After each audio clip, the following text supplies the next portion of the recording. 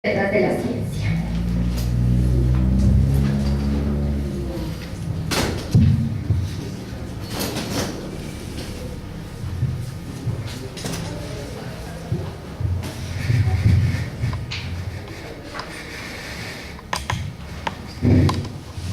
Bueno, buenas tardes a todos, un gusto estar aquí en Quetzaltenango.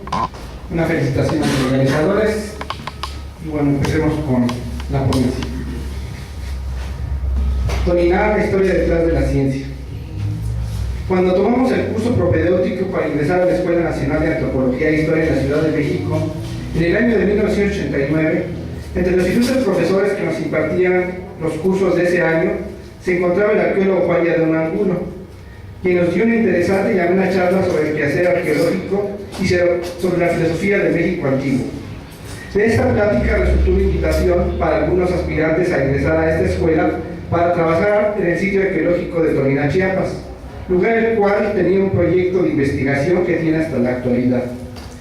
Espacio del cual nunca antes habíamos escuchado hablar, pese a que nuestro interés sobre los sitios arqueológicos en México.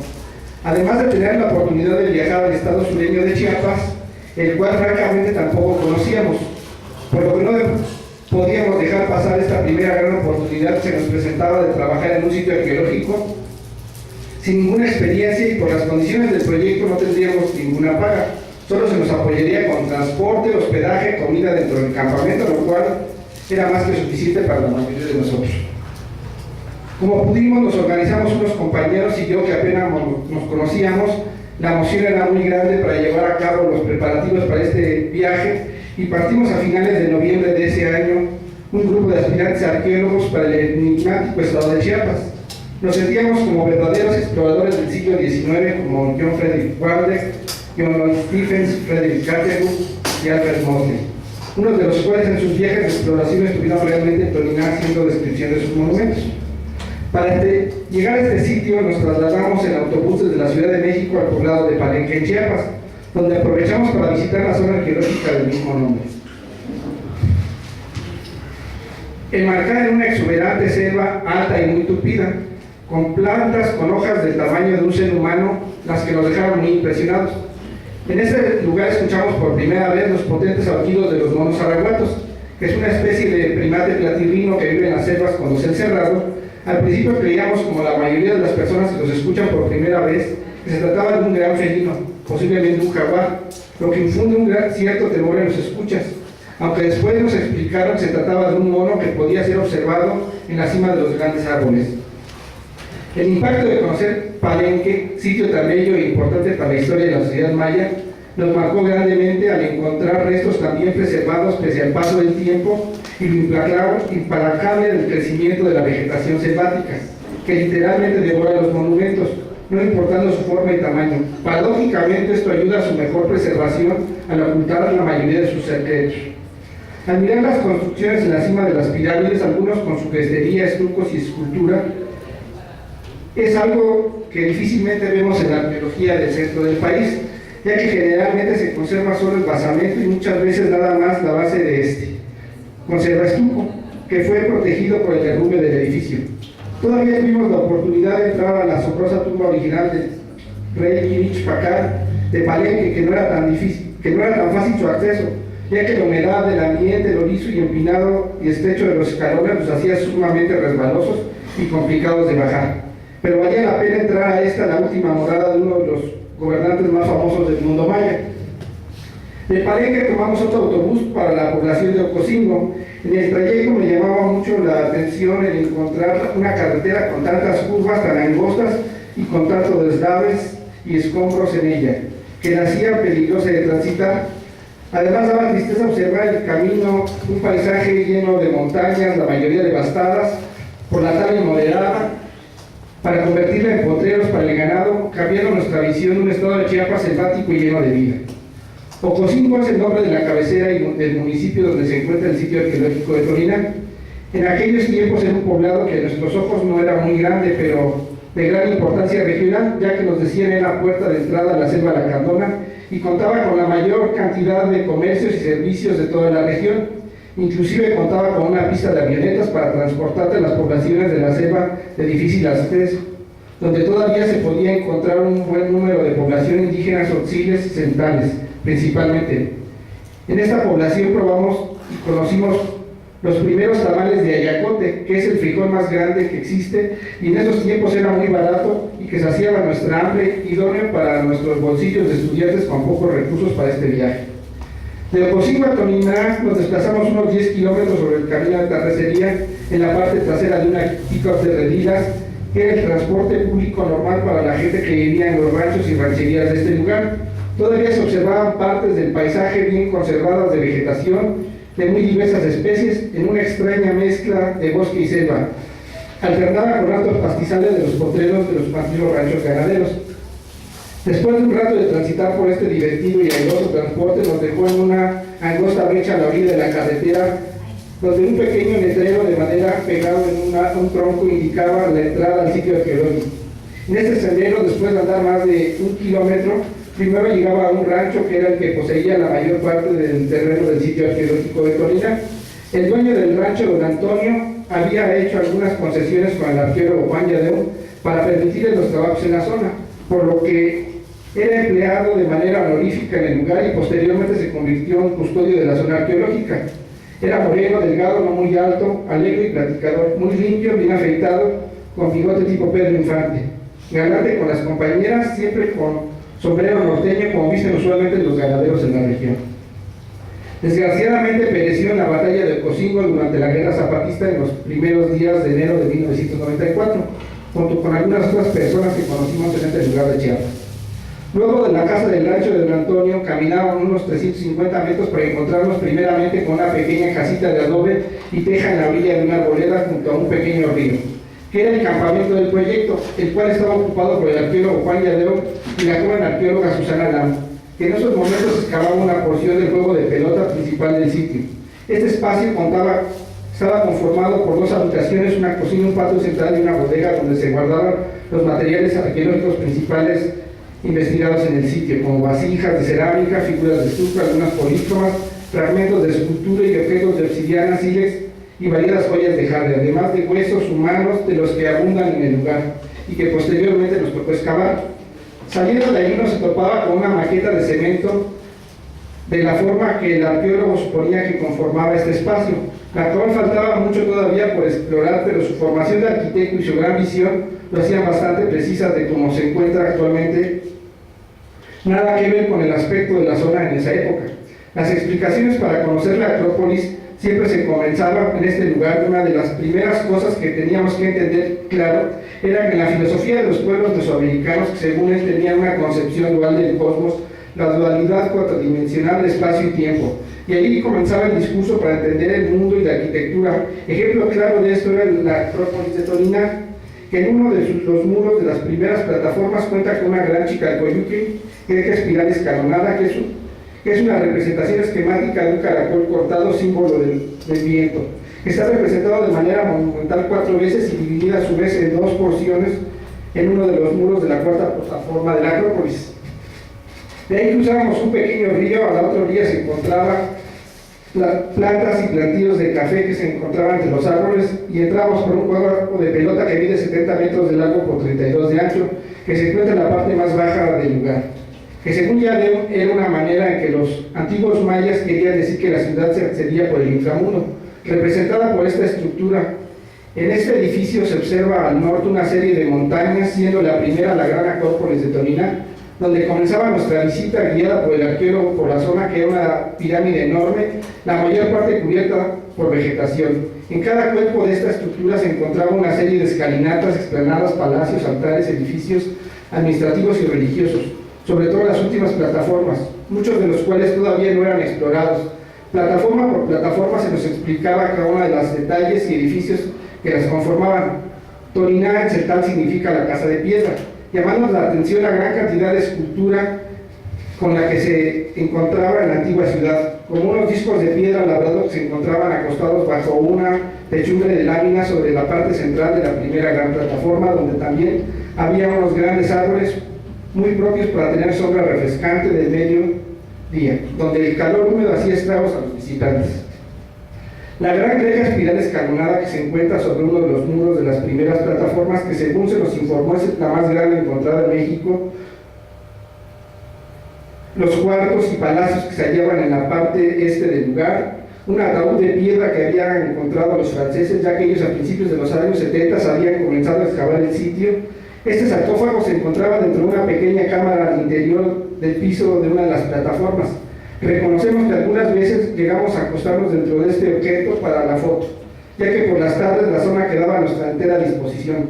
Aunque teníamos que andar con cuidado, ya que era usual que Juan Yadeón se apareciera de repente en cualquier parte del lugar y a cualquier hora, sin que pudiéramos verlo ni oírlo de dónde salía hasta que ya estaba muy cerca de nosotros. Nunca pudimos explicar cómo hacía para realizar esta proeza de aparición espontánea por el sitio, por lo que aprendimos a tener cuidado con lo que hablábamos y hacíamos en Toliná, para no llevarnos sorpresitas con el arqueólogo del sitio. La arquitectura de la zona estaba elaborada con laja de piedra caliza, la cual era un aspecto más rústico a los edificios. Hacía que los antiguos habitantes de Toliná ocuparan grandes cantidades de estuco para cubrir estas irregularidades de los muros, haciendo un poco complicada su consolidación y restauración, aspecto muy diferente a la arquitectura de los mayas de las tierras bajas, que trabajaban principalmente con sillares de piedra caliza. Aunque ya estudiados los edificios, esta diferencia desaparecía por completo. Al no encontrar espacio dentro de la casa para quedarnos, decidimos que esa primera noche nos quedaríamos en una explanada junto al campamento de la zona.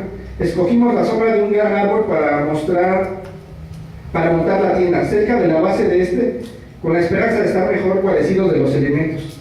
Nada más lejano de la realidad, porque esa noche llovió a cántaros y se paró la tormenta y nos enteramos a qué hora dejó de llover, ya que bajo el árbol siguió escurriendo el agua hasta el amanecer.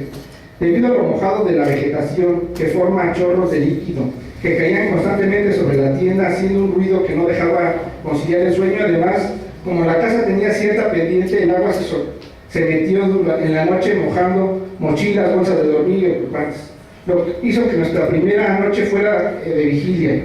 Pese a lo cansado del viaje, el recorrido y los trabajos de campo hechos durante ese día en Toliná. Ese día trabajamos los hombres acarreando piedra y tierra con carretillas, actividades físicas extenuantes, al menos para nosotros, aunado al calor húmedo del lugar, algo que estábamos poco acostumbrados. Los trabajadores locales del sitio nos observaban con algo de asombro de ver lo torpe que éramos para esas actividades. Ese día amablemente nos invitaron a almorzar con ellos pozole. Yo creí que al principio me estaban invitando pozole, lo que se me hacía muy apropiado para comer ese día, pero evidentemente entendí mal. El pozole es una bebida espesa hecha a base de maíz molido y cacao, aunque por el color tenía casi puro maíz, y que la comen con chile de árbol muy picante. Nunca habíamos comido algo así, así que en un inicio debemos decir que no fue muy agradable su degustación, pero a ver cómo quitaba la sed y el hambre y también daba energía, la seguimos consumiendo por el tiempo que trabajamos con ellos, por lo que nos habituamos a ver estas bolas de masa que cargaban en sus morrales todo el tiempo envueltas en bolsas de plástico, al que le quitaban un pedazo y la disolvían en agua. Los trabajadores de la zona eran en su mayoría de origen y hablantes de Tzotzil y Celtal, lenguajes que dominaban muy bien. Algunos no entendían mucho el español. Su constitución era delgada, ligeramente robusta, algunos pocos hasta panzones y estatura regular. Era baja a media. Sin embargo, para las labores del campo eran muy fuertes y resistentes. Este tipo de proyectos arqueológicos les venían muy bien, ya que trabajaban menos horas y se les pagaba bien, en comparación de lo habitual que tenían que hacer en ese tiempo en los ranchos vecinos, donde la jornada mínima era de 6 de la mañana a 6 de la tarde por un salario ridículo. Por otro lado, el trato era déspota de los rancheros, por lo que los maltratos eran frecuentes. Con justa razón eran bastante desconfiados de las personas extrañas, y en especial de mestizos y blancos. La relación con la gente del lugar se volvió cordial y amistosa, reíamos con ellos y ellos de nosotros. Era común que les preguntáramos cómo se decían algunas palabras en su lengua, por lo que empezamos a aprender algún vocablo en su idioma, lo que causaba hilaridad en la manera en que algunas veces pronunciábamos mal sus palabras. Algunos trabajadores nuevos y jóvenes que llegaban por primera vez al lugar, cuando se ponían a platicar demasiado y a no trabajar sin importar nuestra presencia, ya que algunas veces éramos los encargados de alguna sección de la excavación, y dejaban a los trabajadores a nuestro cuidado, se sorprendían de que les dijéramos en su lengua, su jabacha aquí, ven aquí, guayala, que significa más o menos a trabajar locos, aunque es un poquito más fuerte. A lo que se ponían pálidos y ya no platicaban y se burlaban en su lengua, pensando que de verdad sí hablábamos bien su dialecto. Los que ya nos conocían de tiempo atrás se guardaban la risa para los jóvenes aprendieran la lección de no conversar tanto en el trabajo. El arqueólogo Juan Lladeo era un apasionado de la arqueología de Toniná y tenía buen sentido del humor, muy ameno en sus pláticas, bajo de estatura, siempre usaba lentes. En ese entonces, rondaba entre los 40 y 50 años, poseía una barba que le cubría la mayor parte de una cicatriz que tenía en la cara, por lo que no era tan perceptible a primera vista. Era de complexión media, tenía un estilo particular para andar en campo, usaba sombrero de paja, envolvía una playera en la cabeza en forma de turbante, usualmente usaba camisas de manga corta, andaba en short y en chanclas o zapatos, sin calcetines, como si estuviera un domingo en la mañana en su casa, que de hecho sí lo era y por varios años. Por la tarde fuimos a comer al campamento, todo lo que nos sirvieron lo devoramos con mucho gusto y con bastantes tortillas para llenar con esa hambre que da cuando uno trabaja en campo. Ya satisfechos empezó la sobremesa con este arqueólogo que quizás por no tener todavía tanto personal y con quien comenzar, nos dedicaba más tiempo del habitual y se quedó bastante tarde platicando historias de la arqueología que se había tocado vivir. Para un servidor era un éxtasis escuchar estas historias tan amenamente contadas por él y demás temas que para nosotros eran nuevos e interesantes. La emoción de escuchar sobre el tema del cual habíamos querido estudiar toda la vida era fascinante. Todavía este es uno de los mejores recuerdos que tengo de esta etapa de mi vida. La segunda noche resolvimos cambiar de residencia y se nos ofreció quedarnos dentro del Templo 5 o Templo del Monstruo de la Tierra, que se encuentra en la sexta plataforma de las 7 que conforman la Acrópolis de Toniná. En ese momento era lo que estaba parcialmente más explorado porque en fotos es lo único que no se observa tan arbolado. Este templo es uno de los mejores conservados del lugar, hecho como los demás edificios de lajas de piedra caliza. Está sobre una plataforma para ascender, hay que subirse ese escalón. Con la plática de Lladeo nos cayó la noche en el campamento de Toniná, donde no había luz eléctrica, ni en las rancherías cercanas. La oscuridad era grande. Nos esperaba todavía una buena jornada hasta subir el Templo 5. Juan Lladeo se ofreció a acompañarnos al lugar, aunque llevábamos linternas, el arqueólogo nos invitó a subir a nuestra nueva morada sin prenderlas, lo cual nos pareció una locura, ya que al subir casi hasta la mitad del sitio era de por sí difícil en la mañana, por un sendero angosto, lodoso, con piedras en el camino y altos pastizales, en el que más de una vez caímos. De noche nos pareció un viaje seguro al hospital. Juan comenzó a caminar con gran naturalidad y confianza por el sendero que conducía a la cima, como si fuera plena luz del día. Los más hábiles tratamos de seguir el paso, pidiéndole al Señor no caer primero que los demás compañeros y vernos menos diestros para manejarnos con poca luz en el campo. Los menos muchos tardaron más y algunos de plano encendieron sus lámparas. Esta habilidad para andar por el monte de noche nos parecía extraordinaria de parte del arqueólogo. La fuimos adquiriendo por el tiempo de trabajar en Toniná durante las temporadas de campo 89, 90 y 92. Llegamos con una oscuridad terrible al Templo del Monstruo de la Tierra, en donde íbamos a pasar la noche, cansados de subir la Acrópolis con todos nuestros enseres. Juan Lladeo se despidió y desapareció por un extremo del edificio que es muy empinado y lleno de vegetación. Encendimos las linternas para acondicionar el lugar y acomodar nuestras mochilas y nos dividimos en dos grupos para pasar la noche. Algunos dormirían en cartones sobre los sleepings dentro del cuarto mejor conservado de este templo. Los demás dormiríamos en tiendas de campaña instaladas en la plataforma del edificio. Esta segunda noche fue terrible, ya que al poco tiempo de intentar dormir comenzaron a salir entre las piedras el techo murciélagos vampiro y a posarse sobre las caras de las compañeras que dormían apaciblemente en sus bolsas de dormir. Cuando un compañero, al darse cuenta de la presencia de estos animales, lanzó una almohada a la cara de una de las víctimas, que gritó asustada no por la criatura sino por el golpe recibido, y se armó de un tremendo escándalo entre los compañeros. Los que dormían al interior de las tiendas de campaña nos despertamos y fuimos a ver qué pasaba con los muchachos, que estaban sumamente espantados con estos acontecimientos. Ya nadie pudo dormir. Entonces empezamos a platicar de muy diversos temas de nuestras vidas y explorar algunas partes de las ruinas, lo que hicimos hasta el amanecer. Algunos durmieron como pudieron un rato.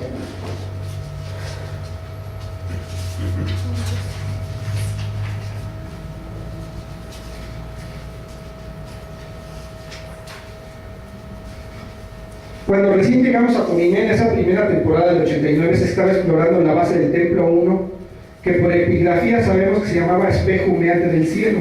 Tiene una altura de 75 metros, contaba con sus 7 plataformas que forman parte de la misma estructura, siendo la construcción más alta que hasta el momento se conoce del Nuevo Mundo. Este edificio debió de medir originalmente alrededor de 80 metros de altura, ya que todavía falta gran parte de los muros del templo, toda la bóveda del edificio y su crestería, siendo un verdadero rascacielos de su tiempo. Todavía en el siglo XIX debió de estar en mejores condiciones la construcción, ya que algunos viajeros mencionaban que sustrajeron dinteles de madera que estaban labrados, perdiendo sustancial soporte de la estructura, lo que ocasionó el colapso de sus muros.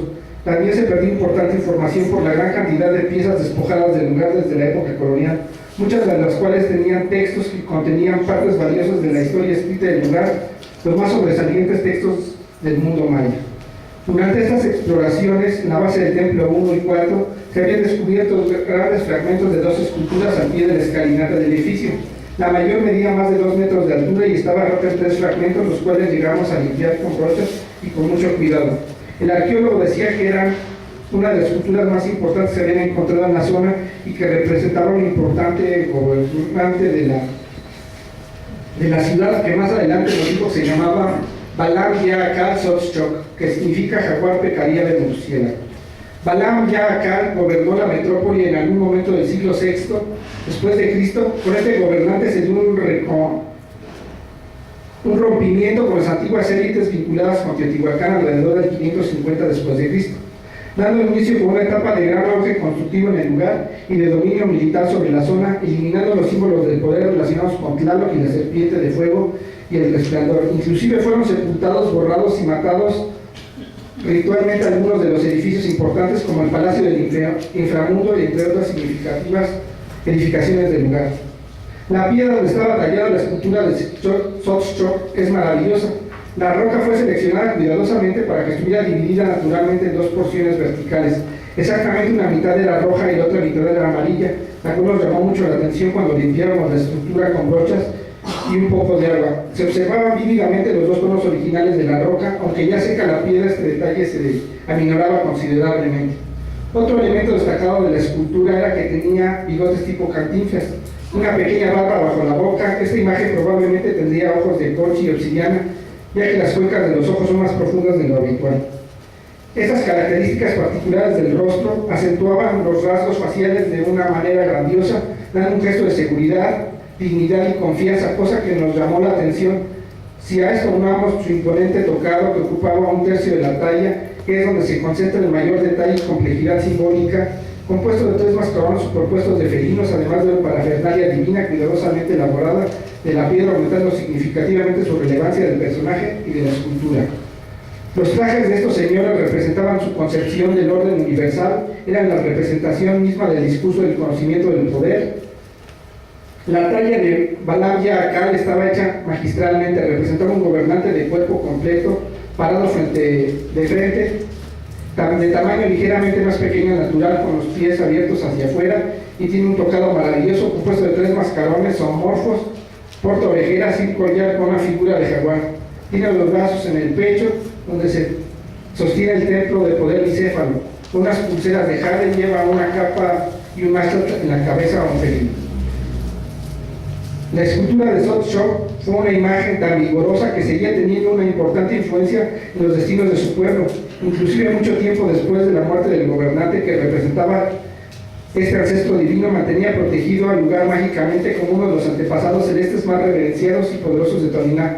Recordamos que en el México antiguo las esculturas de dioses y gobernantes se pensaba estaban cargadas de energía y vida de los seres que encarnaban, de ahí que desde el cielo y desde la tierra, donde los descarnados cernían su resguardo cuidadosamente. La ciudad cobró una importancia excepcional desde su ascenso de este gobernante y se siguió en aumento hasta convertirse entre los años 840 y 900 en la ciudad más poderosa de Mesoamérica, según el arqueólogo Juan Miranda.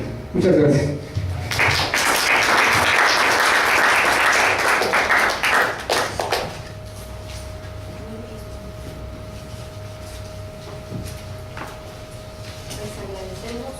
Agradecemos a Valeria su presentación Y con esta ponencia damos por terminada la mesa de tradición oral y arqueología. Entonces, si alguien tiene alguna pregunta para el ponente, pues está.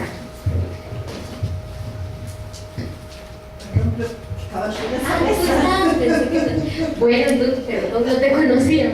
Bueno, entonces vas tú y... tú sos María Alba. Bueno, pues bienvenida María Alba, perdón por el inconveniente. Y adelante, no sé si traes presentación.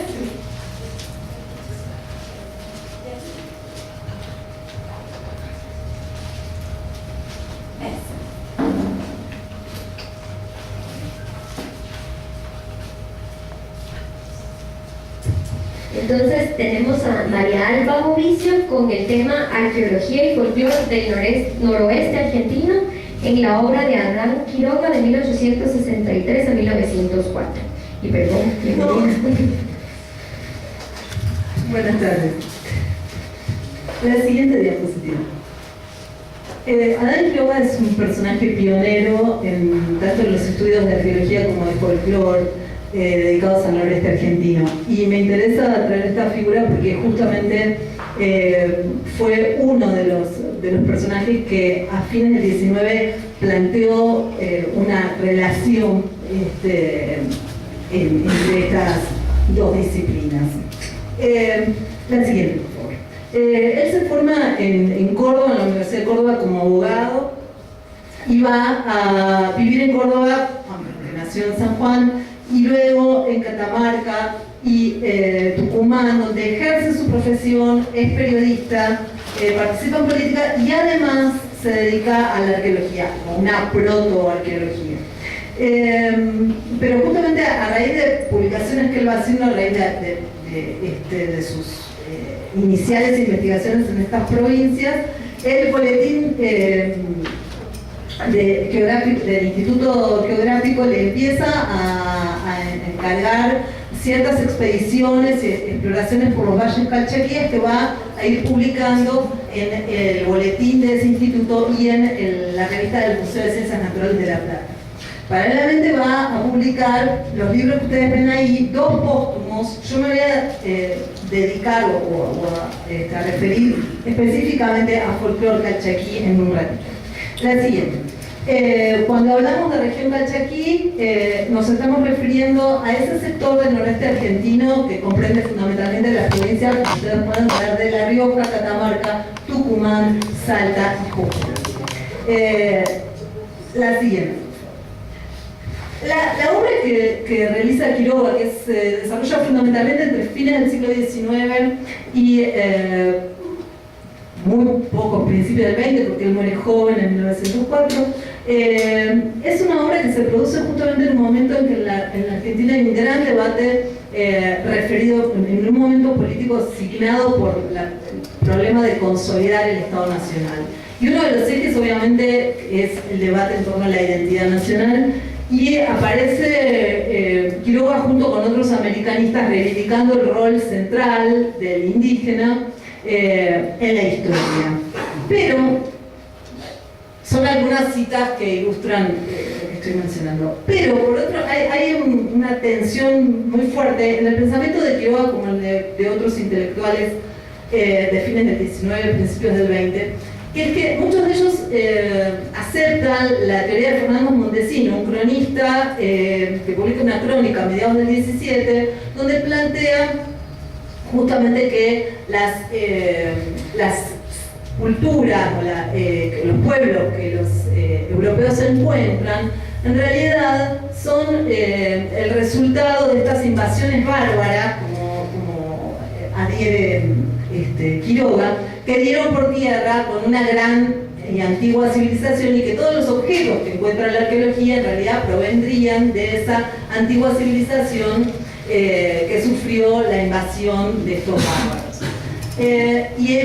Por otro lado, plantea Quiroga una fuerte reivindicación del folclore como justamente aquello que pervive de esas antiguas civilizaciones pasadas. Ahí se manifiesta claramente una tensión, porque por un lado él plantea el valor del folclore, dice preciso es estudiar esos dioses de la América que hoy viven en la leyenda, pero por otro lado queda planteada esta tensión respecto de cómo llegar a esas antiguas civilizaciones del pasado, si lo que en realidad el presente son los que viven en el presente son los descendientes de esos bárbaros que dieron por tierra con esa gran civilización. Y quizás esta tensión la resuelve con una fuerte adherencia, otra característica muy propia de los intelectuales del 19, a la idea de ciertos constantes universales.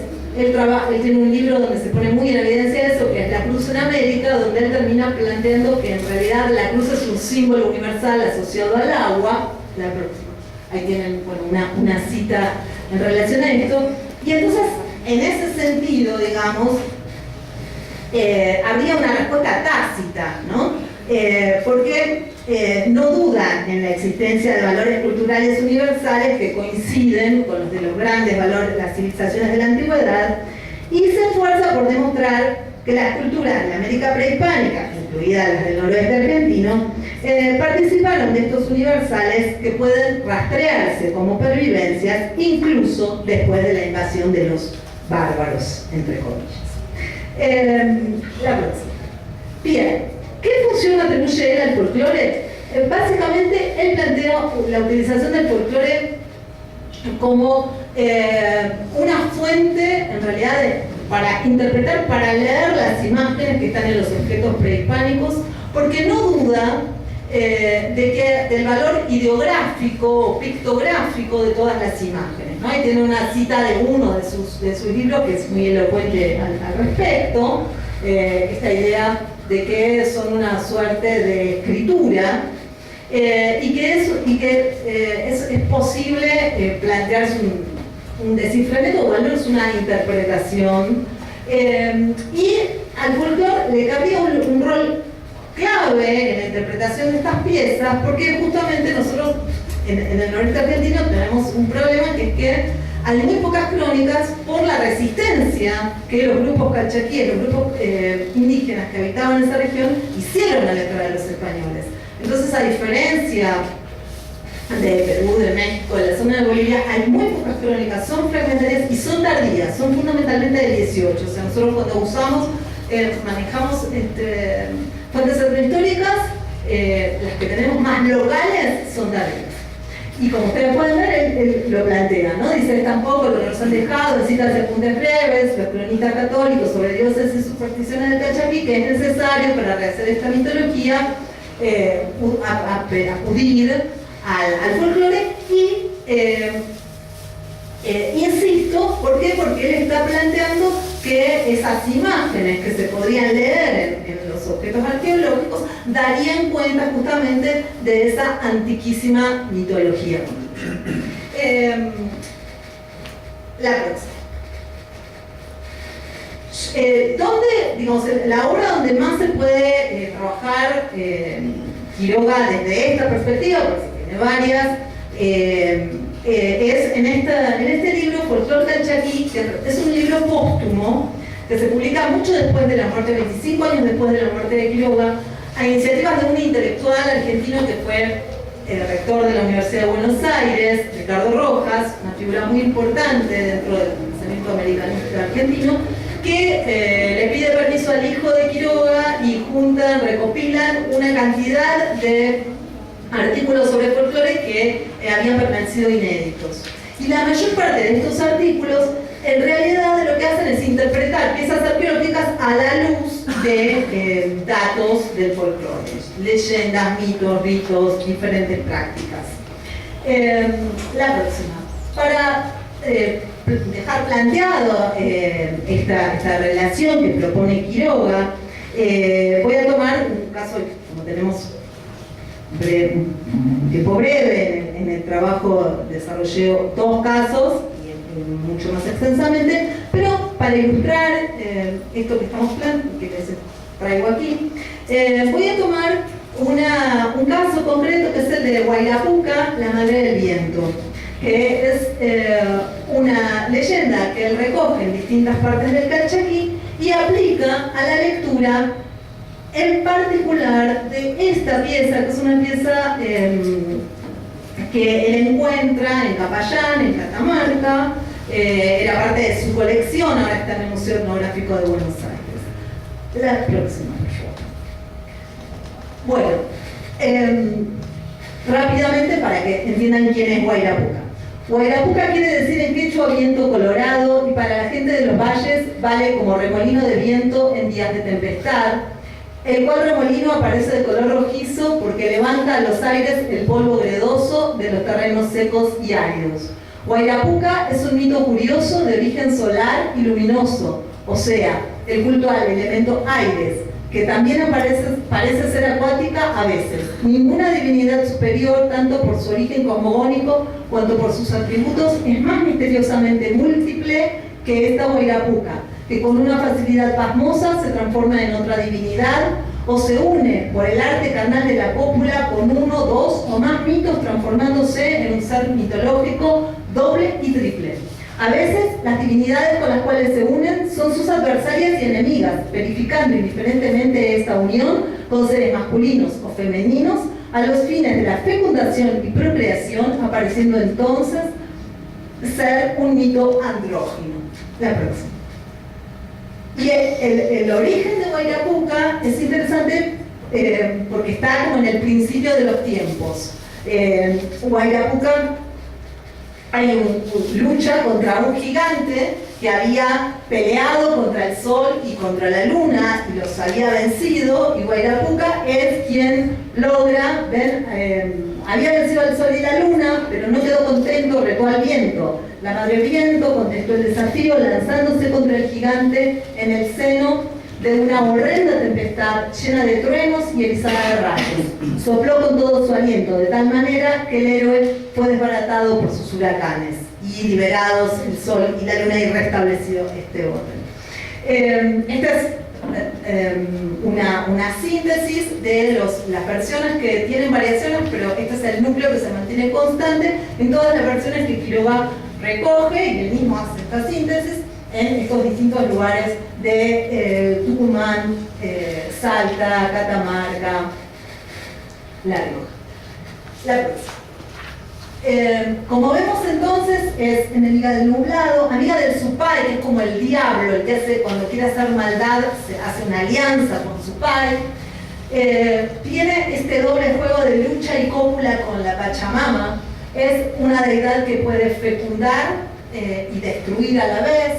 Es andrógina, es antropomorfa, pero tiene atributos, cuando la describen, no quería hacerlo tan largo, pero despliega colas de serpiente, y tiene este fuerte carácter multiforme, ¿no? Ha engendrado al viento y es el viento, y los mismos relatos dicen ser doble de 2 en 1 y 1 en 2, y está también asociada además del viento al agua y a la montaña. La próxima. Bien, nosotros hoy sabemos que Guayrapuca, tenemos la versión de Guayrapuca y sabemos que estos vasos corresponden al periodo medio, es una producción sobre fundamentalmente este tipo de cerámica negra bruñida grabada, es del Valle del Ambato, en Catamarca,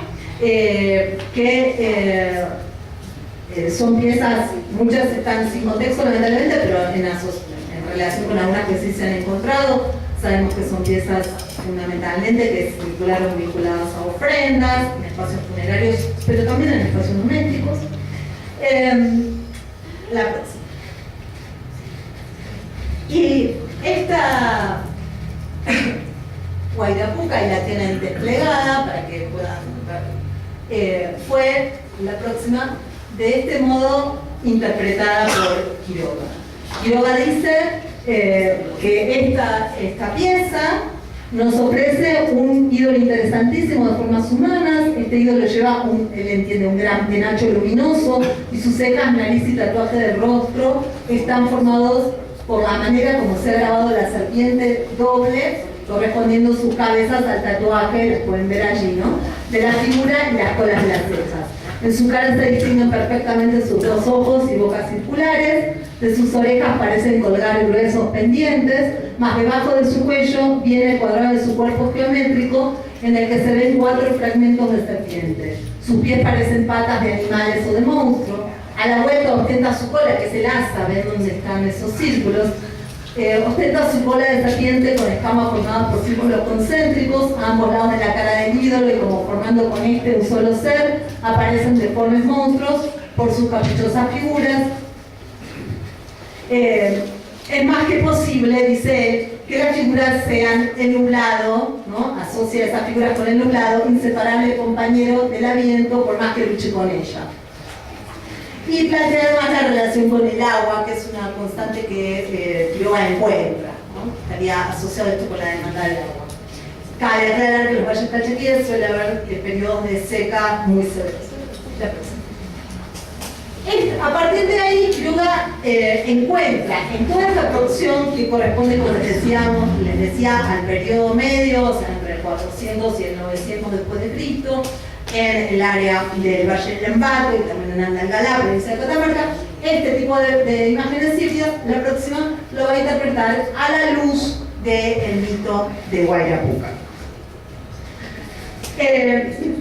Cierro brevemente con no es nuestra intención discutir aquí en extenso las características iconográficas de esta cerámica, que se conoce como cerámica aguada o guadambato, pero sí destacar algunos aspectos del análisis de Quiroga que nos resultan sugerentes. En la actualidad, como señalé, podemos plantear que este tipo de cerámica se habría producido para usos ceremoniales y funerarios, la próxima, y que estaría vinculada con un complejo divino que puede integrarse en el contexto más amplio del culto a las huacas, propios del mundo andino. Existe consenso entre los especialistas acerca de que en esta época en los distintos valles se habría desarrollado organizaciones con diversos grados de complejidad social.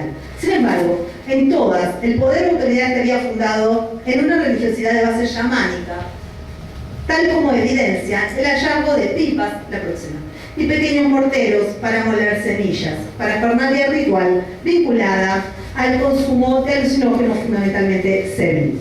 La temprana interacción entre el NOA y el resto del área surandina nos permite plantear que esta religiosidad chamánica sería común a toda el área y su fundamento estaría en el culto panandino a las ya mencionadas huacas, concepto que definimos como entidad sagrada que involucra cosas naturales y artificiales, personas, lugares, seres míticos, animales, templos, objetos, que encarnan lo sagrado, en tanto fuerza suprahumana, dadora de vida, origen del mundo. Más que pensar en las huacas como deidades, debemos referirnos a unidades complejas que articulan diversos seres y planos en entidades que son una y múltiples a la vez. En ese sentido, las iconografías híbridas, como las del vaso de Capayán, que a través de procedimientos metafóricos integran rasgos humanos, ofídicos y draconiformes, responden a la lógica analógica que sustenta la concepción andina de las huacas. La próxima. Evidentemente, la mirada de Quiroga, que ve en esta imagen la lucha de la madre viento con el nublado, peca de ingenuo y simplista. Sin embargo, el mito por él recogido y la imagen coinciden en aspectos que entendemos son propios de la ontología que sustenta el concepto huaca. La Guayrapuca del mito, al igual que la imagen del vaso, es una y múltiple. Es madre e hijo, es celeste, solar y acuática. Puede devenir en otras deidades, mutar su aspecto, que es principalmente humano, está asociada al origen de la vida y a las fuerzas destructoras y procreadoras de la naturaleza. La imagen del vaso presenta una estructura antropomorfa, axial, vertical y de simetría especular, estructura propia del cuerpo humano, pero sus extremidades superiores están sustituidas, procedimiento metafórico, por cabezas draconiformes, compuestas a su vez, ya que sus lenguas rematan en otras cabezas draconiformes. La cabeza de Guayrapuca remata en, entre comillas, plumas, y a cada lado otras cabezas draconiformes. Tocados, cabellos, no sabemos. Su cuerpo está reducido a un rombo configurado por 4 serpientes. Refiere a la ropa, al propio cuerpo. Más allá de la imposibilidad de disipar estas dudas, entendemos que la ambigüedad de la imagen refuerza el carácter híbrido, complejo, inestable y plurivalente del ser representado. Características todas que responden al carácter ontológico de las huacas. ¿Es la imagen del vaso de Capayán Guayrapuca? No. Pero sí es la expresión de una concepción de lo sagrado identificado con las fuerzas de la naturaleza, que caracterizó la cosmovisión no solo del NOA, sino del mundo andino en general. Y en este sentido, consideramos que Quiroga no está en lo cierto al afirmar que perduran en el Calchaquí antiguos dioses americanos, generalización universalista insostenible en el presente, pero sí que perduran en esas leyendas de fines del siglo XIX resabios de antiquísimas concepciones de lo sagrado que podrían remontarse a etapas preconquistas. Muchas gracias.